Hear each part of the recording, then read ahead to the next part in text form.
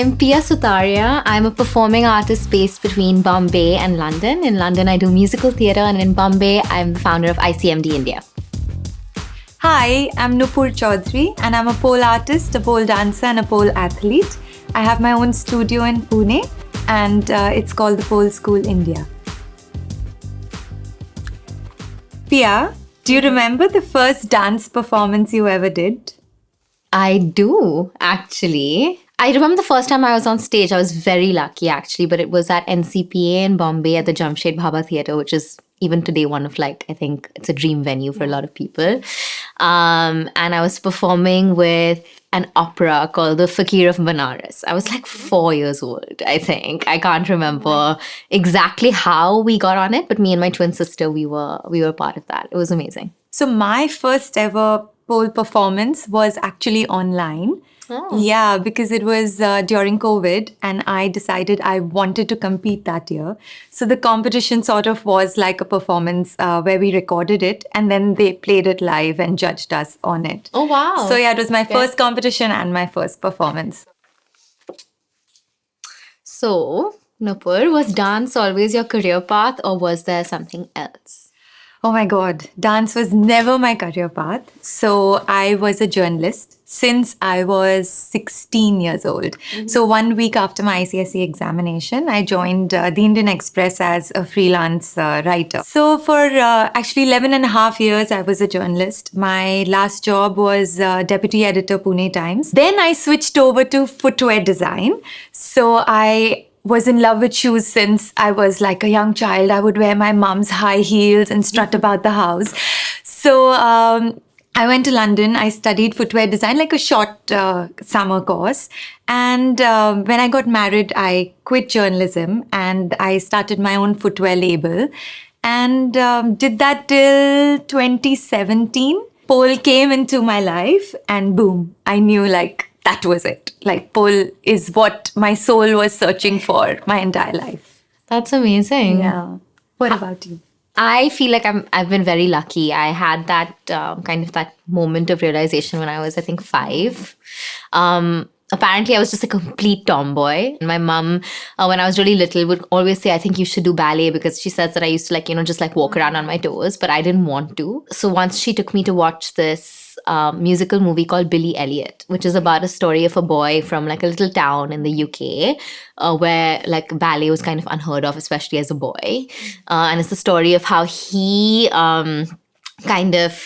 goes from this boxing class, sees this ballet class across the community center and goes into it and how it changes his life and it ends up becoming a ballet dancer and breaking stereotypes. And something about that whole story I think really resonated with me when I was really little. And I was 5 when I was in the theater. I remember watching it and turning to my mom and just being this is what I want to do. And she took me to the only ballet teacher in the country at the time, Tushna. And I started my journey pretty much then. I think from the time I started, because it was so difficult to actually get me to that class, there was a certain amount of commitment involved in it.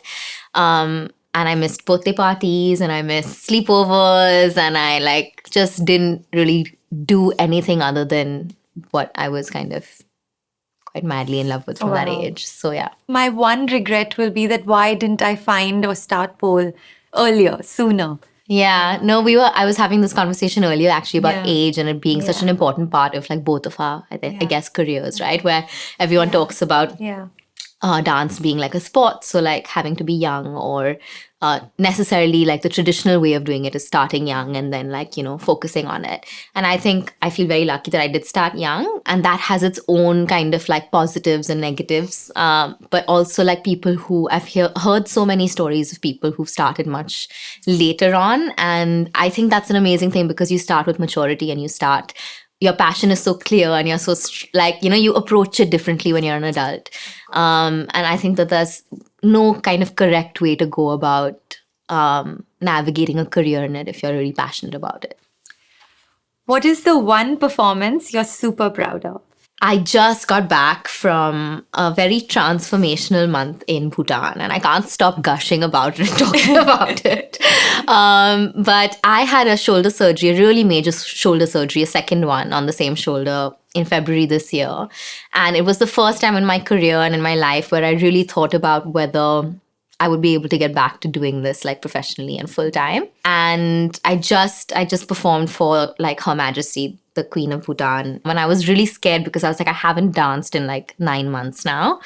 But luckily my dance partner was there and we just decided to like go for it. And it was this gorgeous outdoor venue, and like just like Bhutan is beautiful. And I managed to do like this kind of partner work, duet work with my colleague, and it was just, I think for me, like one of the best moments ever, because it was just kind of going against what everyone said. Like everyone, like in December when I was performing and I got injured, I remember the doctor was like, I think you should go back to school. You should go back and study. And I was very like shaken up by that because I didn't like, really know what to do with that information. But the fact that I was able to kind of get back to it has been really, really special. Yeah, it means so much. Yeah, it really, really does. I think also like just overcoming that like physical hurdle. And just feeling stronger than ever, actually, which was like amazing. It's like your body really surprises you, you know? I love how you said our body surprises us, and in a way it supports us when we need it the most. But in 22, I was selected for India's Got Talent. Oh, yeah? Yeah. I'd choreographed a whole thing for the TV round. And a week before, we had to go and stay there with them and work with their choreographer. So everything changed. My song changed. The choreography changed while working with them. Yeah, it does, And I had to do pole like 5-6 hours a day for that entire week before the actual thing. And my body was in pain. And I was like, I was nervous. I was like, will I be able to do this? I remember I even called my dad and cried and said, I don't know if I can do this. And he was like, okay, you come back. No one's judging. But I was like, no, I've come so far. I'll do it. I was actually popping painkillers like twice a day because I was in so much pain. So I didn't know if I would be able to give it my best and if I'll be able to complete my routine on the day of the performance. Yeah.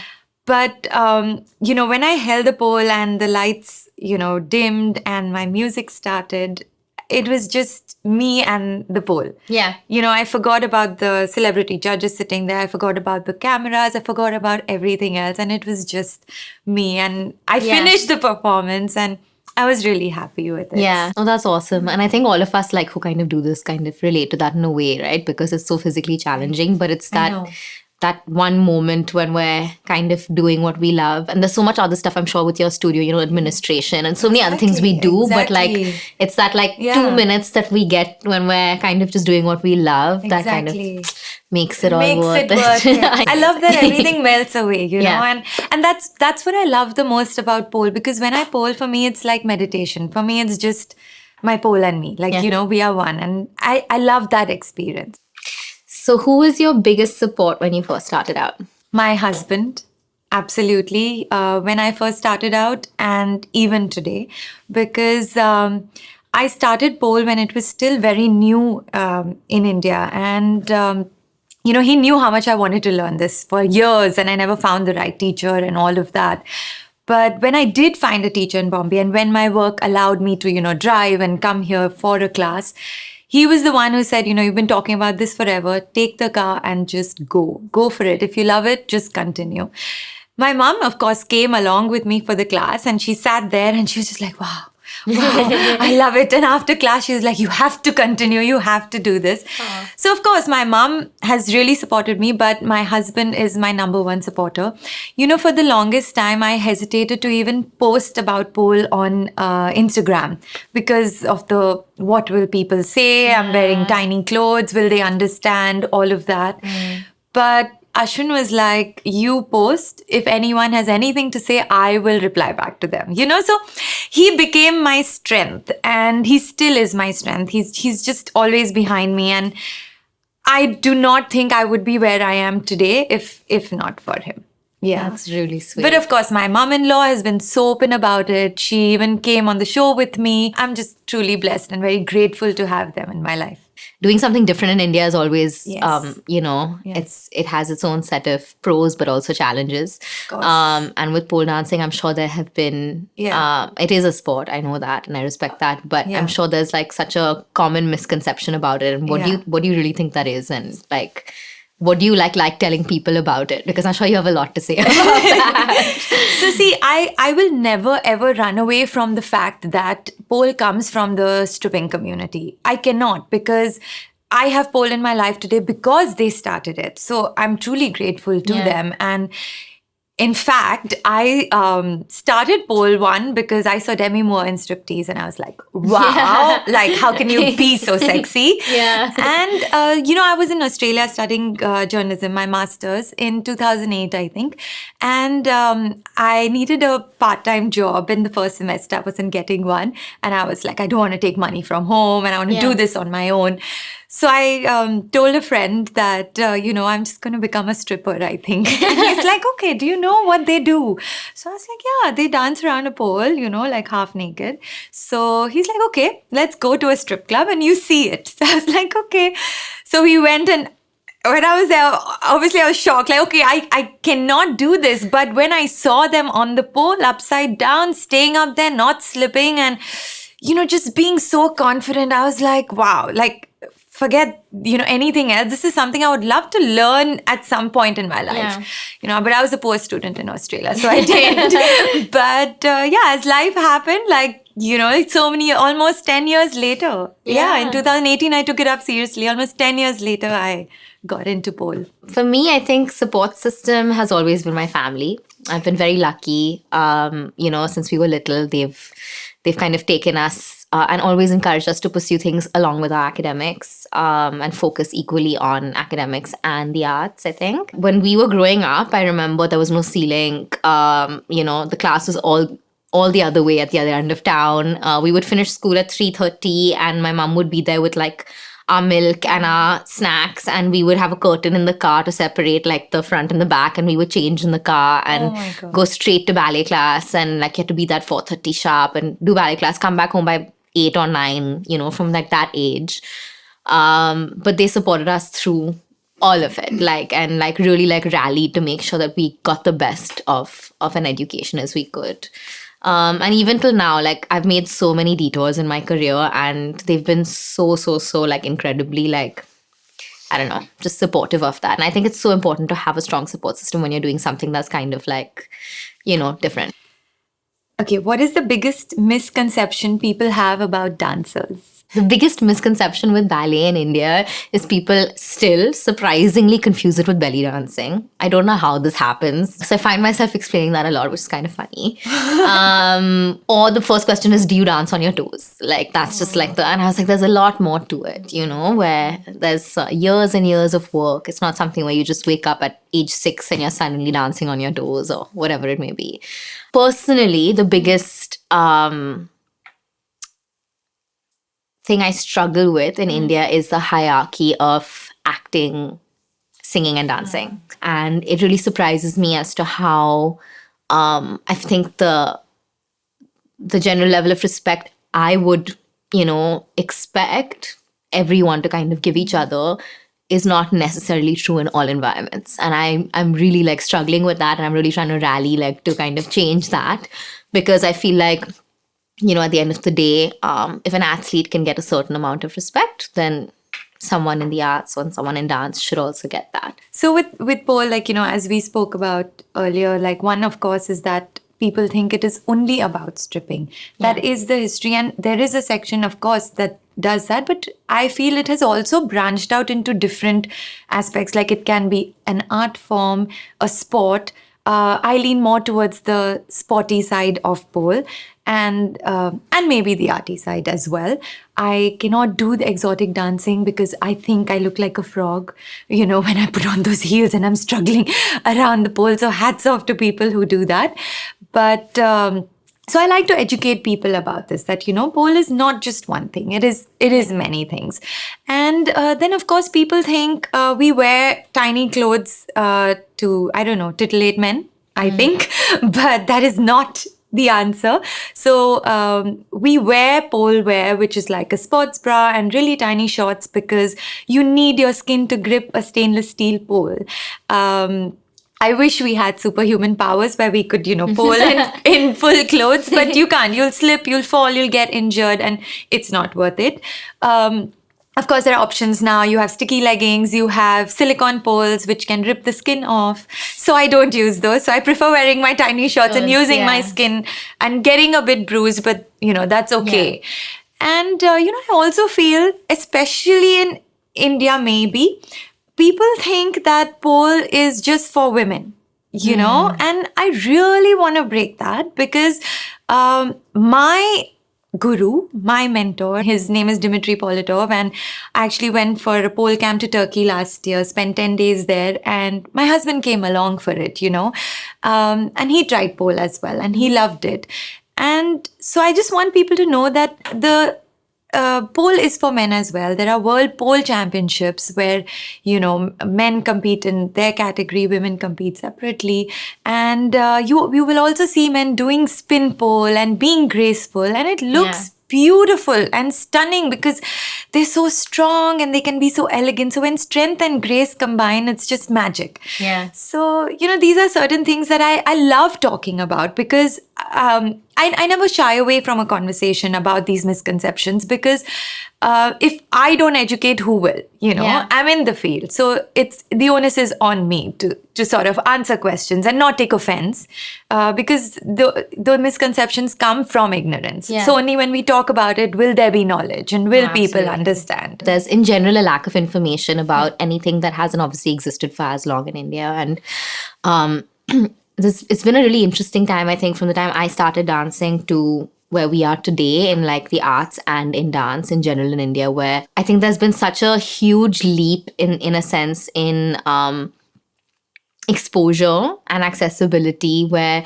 now dance is, and back in the day they would say dance is not a career, but today that's not the case at all. And I think that's the big kind of stereotype that needs to be broken. And one of the main things I love doing is, and why I'm in education, is I love just like sitting in front of like groups of parents and young people who have a passion for it, but they have no idea how to get from point A to point B, and they also, I think the most important thing is they don't know it's possible. There's so many young people, surprisingly, even though we have 99% girls and 1% boys in our dance classes too, it's all of the young boys from like small villages. I remember I had a boy, Dipesh, who I worked with, who moved from Siliguri to Bombay, self-taught, YouTube, Wow. And within 3 years, we helped him apply, and he's now in Europe, like professionally performing. Or so many of these young kids who are kind of like working hard and making this dream a reality. Yeah. And I think what people here need to like hear now is that like it really is, it's not unachievable, it's super possible, and they should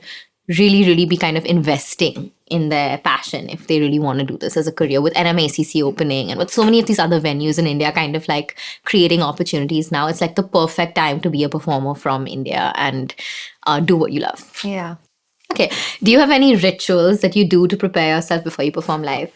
I do one thing is I pray because I love that. Yeah, because of course I am a spiritual person, but I also get a bit nervous before because I feel when I really care about something and I really want to do well, that's when I get nervous. If I'm like very chill, I'm like, damn, I don't care, care about this thing. So I do, so I sort of chant and to calm my nerves. So when I say spiritual, I believe there's divinity in everything. So I'm just, calling out to the divine to be there with me every step. So that's something I have to do. Otherwise, I feel like I'm not ready. The other thing is I have to warm up like crazy. That is a ritual. Yeah. So without that, I would not touch the pole, whether I'm performing live or even just training by myself. I think for me, like, show days are kind of almost like sacred. And I've been through quite a journey with this whole ritual thing because I feel like sometimes you can become a bit obsessive almost, where like you're almost like trying so hard to make sure everything about that day is perfect so that your show goes well or whatever. So I've had my own like, experience with that, where now I've kind of backed off a little bit and I'm relaxing about it. The physical preparation also, like the warm-up, is crucial. Yeah. I just don't understand. I still see dancers going on stage without warming up, and I'm like, I don't know how you do it, man. Respect for you. But I think, the physical and mental part of it, both. And as I've grown older, especially the mental part of it has become a really, really important important aspect of performing. And I get really nervous, by the way. I feel like there's this misconception that people are like, oh, when you do this after like 10 years, you don't get nervous anymore. I was like, I admire you. Hats off to you for not doing that, because I feel like I get as nervous today as I did, back in the day. I can manage it better now, maybe. But the nerves are still there very much. And I think they're a good thing as well, because I think that, it's what kind of also is the adrenaline and the push that you get. You care about it, Of like you course. said rightly. And it's been interesting to see how, as I've grown older as well, though, I don't take that nervousness on stage. I'm a big promoter for age being a positive thing in your performing career, not the Absolutely. other way around. But yeah. Another thing I do actually before I train or if I'm performing is I hold my pole and I talk to it. Yeah. I have to. I keep telling it, it's you and me. It's you and me. It's not just me. We have to work together. So we do that with our partners. It's we find it really important before we run onto stage to really just look at each other and find that complete human to human connection. Because you have to work. If you're working with anything, whether it's a prop or a person or whatever, it's an important part of what we do. And I think it changes the quality of what we do and what we share as well. How do you think social media has changed the way people perceive your dance form? Instagram has been just really interesting for me. I still feel I haven't quite figured it out. Something I really value about it is I feel I've been very lucky to kind of stick to what I believe in that sense. From a very young age, I've frankly been very often approached to, because like I said, the usual trajectory in a place like Bombay is, okay, you're someone who can kind of perform, so you should kind of act. And I've been lucky to be presented with a lot of opportunities to do that as well, and have created a lot of confusion as to why I've not taken those opportunities in a sense. And now I'm a lot more open to it. But back in the day, I think it was because I said, this is what I love and this is all I really want to do. And I think Instagram and social media in that sense gave me an opportunity to very organically just talk about what I did and somehow create a kind of niche space for myself where people suddenly kind of started appreciating that. So in that sense, I'm very grateful for it. But I often find myself wondering when this is going to kind of fade out. It's it constantly feels is this going to last forever, this whole social media thing. One thing I think has been amazing about it is all the students I work with, I feel they are able to learn so much more of these little videos and learn about how other dancers all over the world kind of work and function and study. And I think that kind of exposure is very needed in a country like India, where we don't sit in an opera house or we don't go watch the ballet or watch classical music or whatever it is that you need to, that kids abroad, even if they're not in the arts, every Christmas they'll be watching the Nutcracker, for example. Whereas here we don't have that. So I feel that is also invaluable from that sense. Yeah. For me, I think social media has helped pole a lot. Of course, to get it out there, what pole is about, the different styles that are there. And also, what I do with my Instagram is I'll always write what I'm doing. And sometimes I'll give these mini tutorials and stuff like that. So I have people from different fields like calisthenics or other sports saying there's a similarity there. Yeah. And they'll be okay, you're actually explaining what the move is and now we're understanding the transitions. And then they appreciate it for the level of fitness needed, the strength and all of that. Yeah. And I also feel, somewhere people are seeing also the similarity with Malkham, because I've done Malkham for a bit as well. And I've posted that and then I've posted pole and I've always talked about the similarity. So they're oh, okay, this has been there in our culture before. Only the size is different or, the material is different and stuff like that. So I love that I'm able to sort of educate people via social media and it's really helping with pole. And people are seeing so many students now posting about pole, and I feel each student gets a boost from the other. Okay, if she can post, I can post too. I don't need to hesitate to put it out there. Yeah. And that's helping, so people are seeing that it's coming into the mainstream. Yeah. So I hopefully, pole will be accepted even more thanks to social media, I feel. With the kind of at least dancing and performing we do specifically, that I also am a bit of a classicist and I have a bit of a problem with the amount of quick fix like reels that are going out there in dance, especially. Like, I feel like I personally have not taken to like trying to educate people, like as in like teach ballet through Instagram, primarily because I feel like I think it's a classical dance thing, I don't know, but there's no shortcut to kind of learning an art form like that. And after spending years kind of investing in your craft, it gets a little bit disappointing sometimes to also see like what is trending. Sometimes I think I ask myself the question, what do people really want? Like at the end of the day, like what are they looking for? And social media can be a bit confusing like that for me, where like now I feel like it's influenced like choreography, like in Bollywood movies, like now there's a hook step in everything. There's like, like, and that has come from like TikTok culture and Instagram culture and like this kind of thing of everything should be accessible and easy. So we find as dance, teachers and educators that like people don't want to commit to coming to train anymore. People want to just do one workshop, take a reel and and that's it. It's been a huge pro in a lot of ways and created a lot of access, but it's also, I find it personally a little worrisome, if that makes sense. Yeah. Being a dance performer, you're bound to get injured. What's the worst injury you've had and how did it affect you? For me, like I said, I came from a zero sports background. I was the kind of girl who had an excuse note for games lessons in school, and I would sit on the side because I hated any sort of physical activity. Gym was boring for me, and I had this notion that being thin and slim is fit.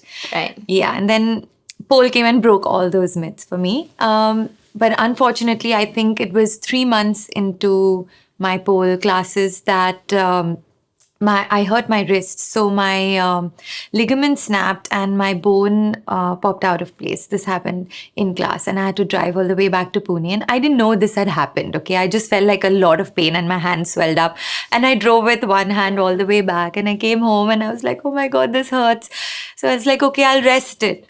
The next morning, it was like a balloon and I couldn't move it. So I had to go to the doctor and I went to this hand surgeon. He was great. Like, he sort of explained to me what had happened. And then he said, what did you do? So when I said pole dancing, he was like, if you do unnatural things will happen. Don't do this. And I was like, I've just found something that I absolutely love. And then someone from the science background is saying that I should not do it. And so that really affected me mentally because one, I knew nothing about injuries. I didn't know that there was this possibility of injuries, doing something like this.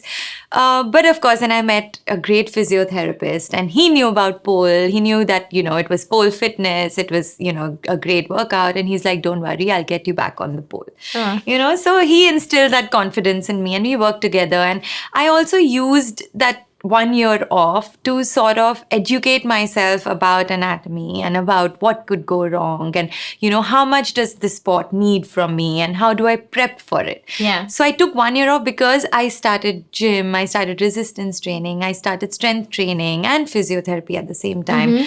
I got stronger and then I got back to it. That's something that I'll always remember. And I even tell this to my students, about why they need to do cross training and why if you love pole, you need to put in the work to be good at pole. Yeah, no, for sure. It's the simplest way I always say it is like dance is like it's a sport. It's like if you're training for the Olympics or you're training for your national, I don't know, whatever badminton team, you would be putting in time, you'd be training, you'd be strengthening.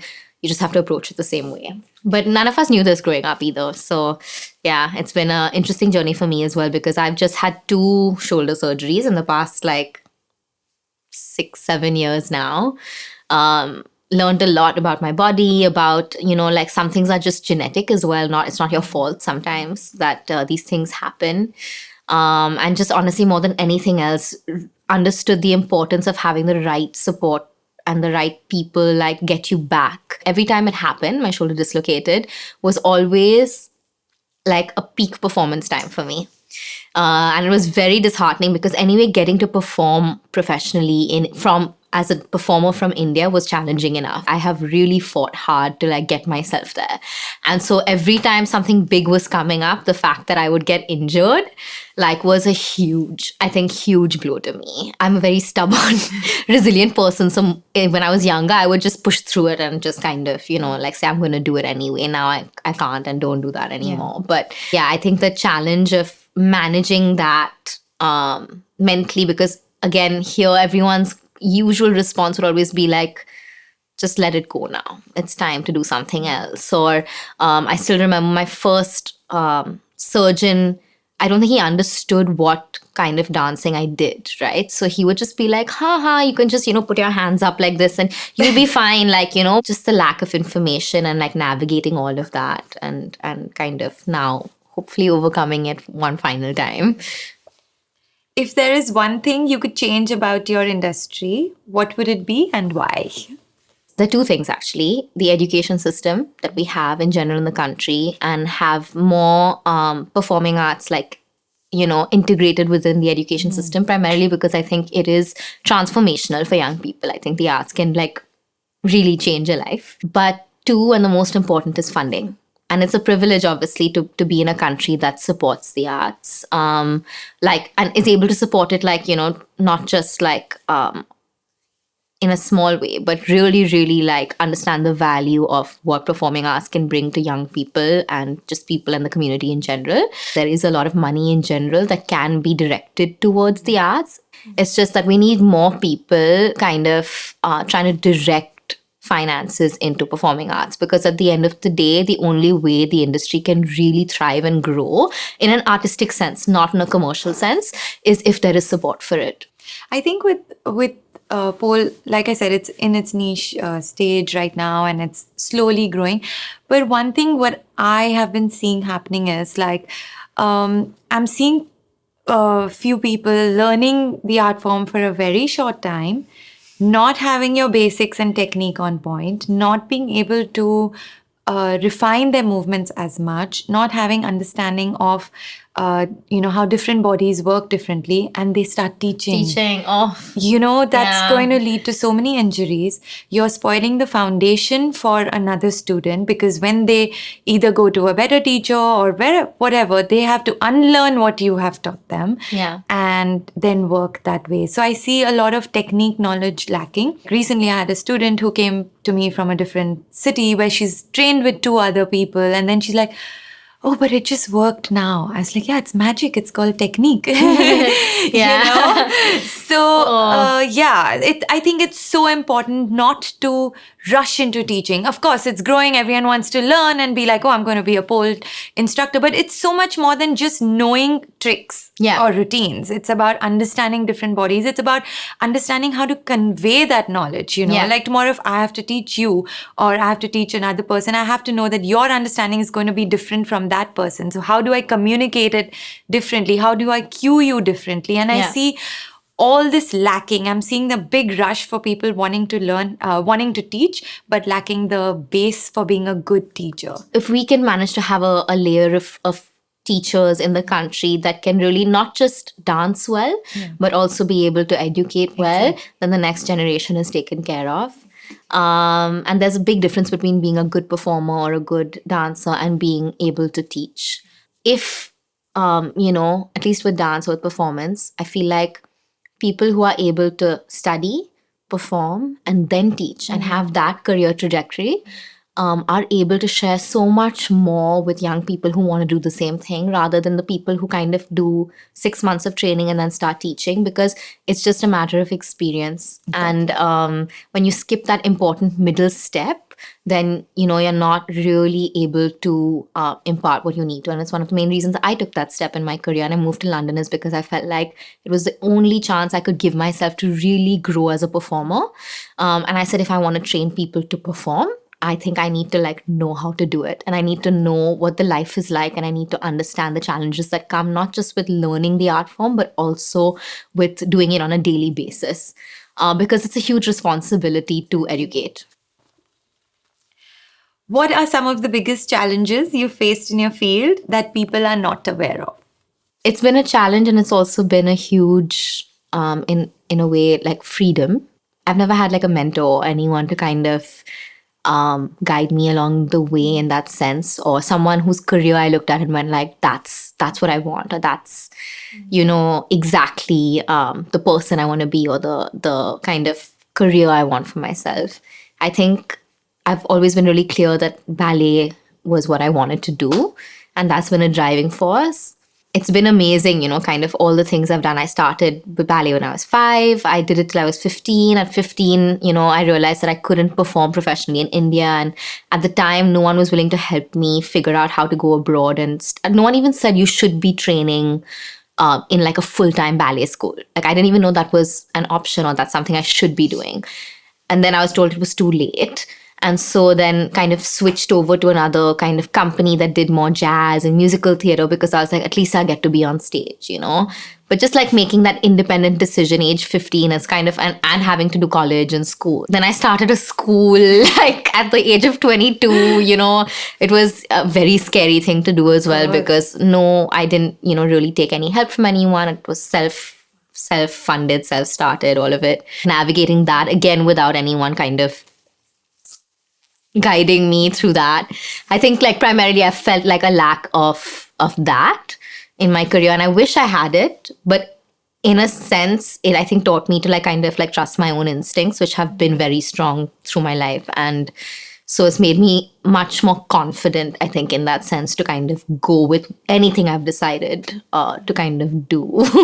I remember at 25, my school had been running for 3 years already. It was actually doing well. My career in India, like I was known as a ballet dancer in India, which really was my dream. And I felt so blessed. But at the same time, I remember just standing in my studio and thinking, is this it? Like for me, like, because there's no one above me for me to kind of feel like, where do I go next with this? And I decided to leave. I got an opportunity to study in the UK and on a scholarship. And I was like, should I take this? Is this going to be my next step? And everyone was like, this is crazy. You've just built something for yourself in India. Why would you leave? And I decided to go anyway. Now I feel like I'm ready. Like I was like, I've done every daring thing I possibly could, given up things, built things, done it my own way, performed, taught. And now I remember like a few months ago kind of turning to someone and just being like, I think it's time I find someone to mentor me now. I need to like reach out to people and just be like, I need some mentorship because I really want to do more. It's nice as well to sometimes have a sounding board. And I've just never had that. And I really want one now. I need it. So for me with pole, I think the biggest challenge has been getting people to respect it. Because I think that's lacking in people's mindsets. They just don't view pole as an art form, or now maybe a little bit, but at least when I started off, it was not like that. And for them, sometimes it could be just, a vulgar dance, they may term it as, oh, bar dance, ye to bar dance kar rahi hai, So those comments have come, though they have been few to me, but I know other polers also who have gotten horrid comments, even about the clothes they wear or whatever. Even now, some days I'll get contacted by like event people to do like performances, and sometimes I have to turn them down because I don't want to be polling at this rich wedding where uncles are just gaping at me or whatever. I want respect for my art form. So I always tell them, when it's a cultural show, when people are there for the art, to appreciate the beauty of the art, then I will do it. So I think that's my biggest challenge, to get people to respect pole. Of course, now the people around me do. I think they appreciate it because they see my journey. They see how tough it's been. They see how many hours I've put in and worked so hard. I was so not flexible before. I thought I'd never be able to split in my life, because I started so late at 32. But I've done the work, and so they appreciate all of that. And I think the respect for pole now comes from that appreciation. But I want it to broaden, I want like everyone to do that. So, one thing I'll always remember is one of the judges at IGT, he actually said in Hindi, he said that, today you have done punya for Pune, so you've done something really good for Pune, and everyone watching the show is now going to view pole with respect. And that's when I broke down on stage, because I told him that's why I am here. I'm doing this so that people love my art form as much as I do. So I'm like in awe of everything you've done and accomplished. Amazing. No, likewise, honestly.